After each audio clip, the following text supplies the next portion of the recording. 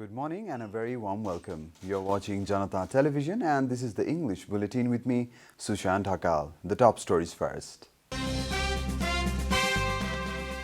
Coronavirus claims 26 more lives across the country. Number of infection rises to 144,000. Reconstruction of Ranipokhari completed in 5 years. President Bhandari inaugurates the historic pond.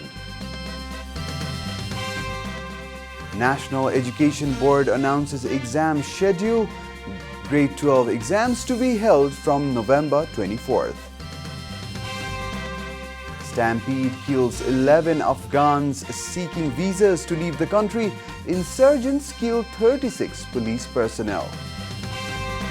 And holders Bayern Munich thrash Atletico in Champions League. Real Madrid suffer a shock defeat at home to Shakhtar.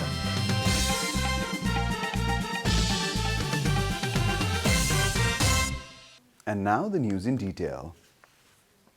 The government has confirmed 5,743 new cases of coronavirus across the country during the latest rounds of tests.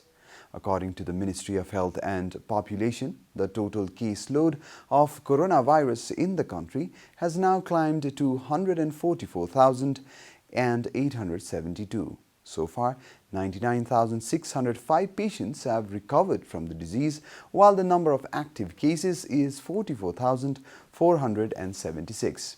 Meanwhile, the death toll from coronavirus has climbed to 791 across the country. The ministry yesterday confirmed the deaths of 26 more people due to coronavirus.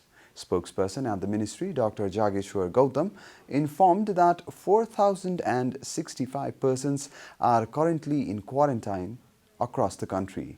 Nepal is currently among the top 34 countries that have been affected by the pandemic. President Bidya Devi Bhandari inaugurated the historic Ranipokhari amid a function yesterday. The ancient pond was recently renovated after sustaining damages during the 2015 earthquake. Speaking at the inauguration, President Bhandari assured that all the infrastructures damaged by the massive earthquake will be rebuilt soon. She also expressed her belief that all the heritage sites would be restored to their original form. She also said that Ranipokhari and the Bal Gopaleshwar temple, which were built by the then king of Kantipur, Pratap Malla, around 300 years ago, holds a special significance. The president added that the reconstruction of the temple and the pond in their original forms indicates that the heritage has been preserved.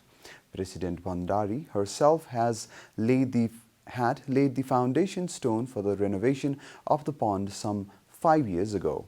The reconstruction work had hit a snag after the authorities tried to build it in a modern design, but later they backtracked and reverted to the old style.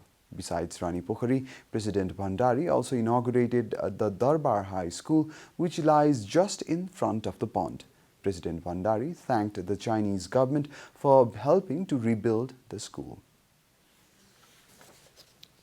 Grade 12 exams that have been postponed due to the COVID-19 pandemic for almost 6 months will now be held from November 24th. National Education Board released the routine of the examination on Wednesday and confirmed the start date. The board has informed that the examinations will be held under strict health safety protocols and physical distancing rules. The exams will begin at 8 a.m. every day and will last until 1st of December. Exams are also set to take place on Saturdays. The board has requested the students currently infected with the virus and recovering to avoid sitting for the exams. The board has, however, assured that all students who will miss the exams due to the coronavirus infection will get to sit in a special exam conducted only for the recovered coronavirus-infected students, which will take place at a later date. This is Janata Bulletin. We'll be right back after a short break.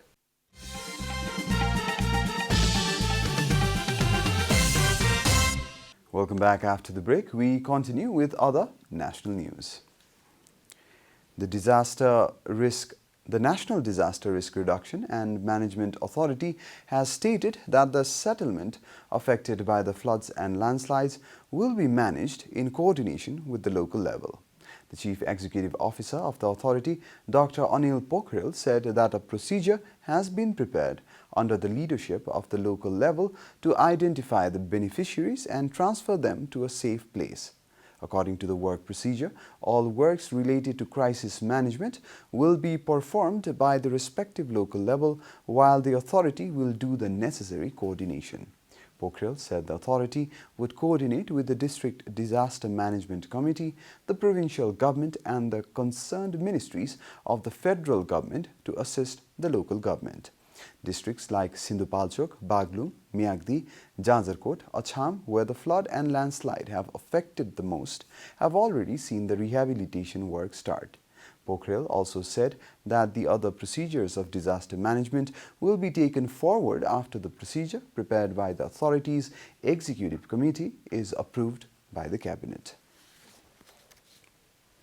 Former chairman of the National Human Rights Commission, Anup Raj Sharma, has said that the government must immediately file charge sheet against anyone recommended for action by the human rights body. Sharma said that the people who have been recommended for action by the Commission for their involvement in irregularities and abuse of authority have still been roaming freely and enjoying all the state facilities due to their political connection.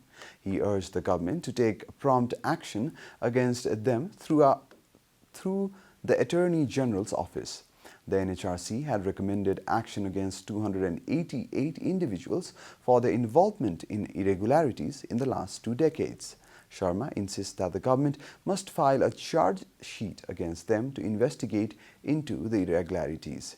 He says that filing cases against the wrongdoers would reduce the culture of impunity to some extent, and therefore the government must not delay in filing cases.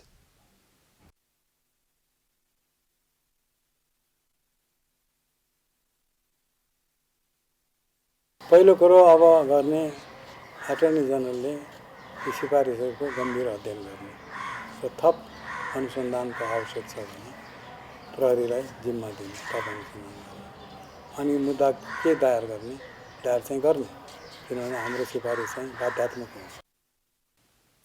He added that filing case does not necessarily mean that they will be punished, but it will facilitate in studying the case from different angles and will be helpful in establishing human rights as ensured by the Constitution. And now the news from the economic front.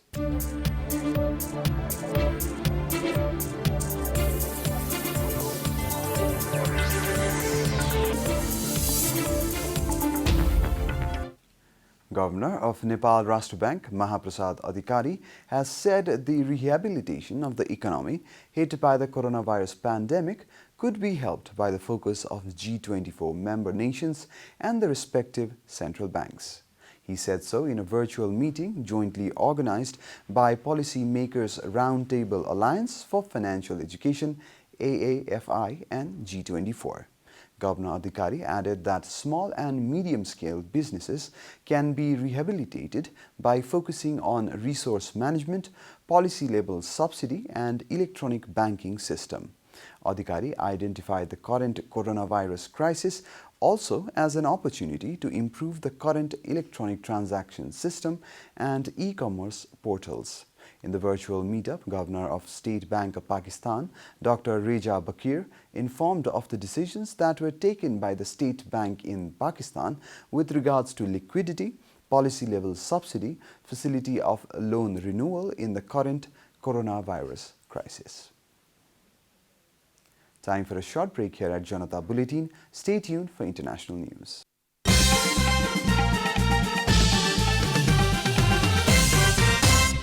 Welcome back, and now the international news.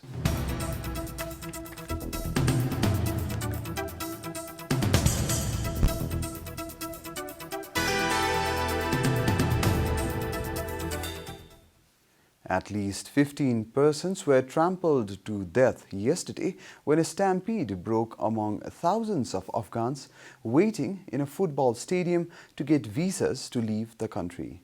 According to Reuters, 11 of the 15 victims were women, and several elderly people were among more than a dozen injured. The news agency cited Provincial Council member Shorab Kaderi for the information. Meanwhile, AP reported that most of those who died were elderly people were trying to get visas to enter neighboring Pakistan. The incident took place in a stadium around 5 kilometers from Pakistan's consulate in Nangarhar province. Separately, at least 36 Afghan police were killed in an ambush by Taliban militants in northern Afghanistan. AP reported, citing Afghan officials. It was the deadliest attack since the Taliban and the Afghan government began holding long-delayed peace talks last month. It was a part of a process launched under a deal signed between the United States and the insurgents in February. The talks are seen as the country's best chance for peace after decades of war. You're watching Janata Bulletin, and now the latest from the world of sports.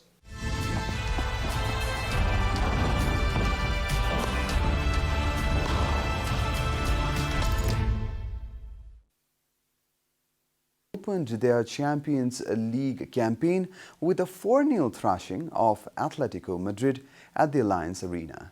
A brace by Kingsley Coman and a goal each from Leon Goretzka and Corentin Tolisso helped the German champions overcome the Spanish side. Atletico's neighbors and Champions League giants Real Madrid suffered a shock defeat at the hands of Ukrainian club Shakhtar Donetsk. Shakhtar raced to a first-half 3-0 lead at Madrid. However, the Los Blancos came back with 2 second-half goals from Luka Modric and Vinicius Jr., but Shakhtar held on to the lead and won the match by 3-2. In other matches, English champions Liverpool defeated a Dutch side Ajax by a Tagliafico own goal, while Manchester City came back from a goal down to defeat Portuguese side FC Porto by 3-1. Sergio Aguero, Ilkay Gundogan and Ferran Torres are all scored for the citizens. Italian club Inter Milan were held to a 2-2 draw by German club Borussia Mönchengladbach. The second round of matches of this year's Champions League will take place next week on 27th and 28th of October. Mohammad Siraj starred with the ball as Royal Challengers Bangalore beat Kolkata Knight Riders by 8 wickets in the match 39 of the Indian Premier League. Kolkata Knight Riders had earlier won the toss and decided to bat first at the Sheikh Zayed Stadium in Abu Dhabi. The team from Kolkata were reduced to 14 for 4 in the third over after a superb bowling performance from paceman Mohammad Siraj, who finished with the figure of 8 for 3 in his 4 overs. Siraj was awarded the man of the match title. KKR were reduced to a meager 84 runs in the allotted 20 overs with a loss of 8 wickets. In reply, RCB started off cautiously but won the match in the 14th over with the loss of just 2 wickets. The win takes RCB to second in the table with 14 points, while Kolkata's third loss in 5 matches keeps them at 4th spot in the table. Today, Rajasthan Royals will take on Hyderabad Sunrisers in the 40th match of the season's IPL. We are at the end of Janata Bulletin, and the headlines once again. Coronavirus claims 26 more lives across the country. Number of infection rises to 144,000. Reconstruction of Ranipokhari completed in 5 years. President Bhandari inaugurates the historic pond. National Education Board announces exam schedule. Grade 12 exams to be held from November 24th. Stampede kills 11 Afghans seeking visas to leave the country. Insurgents kill 36 police personnel. And holders Bayern Munich thrash Atletico in Champions League. Real Madrid suffer a shock defeat at home to Shakhtar.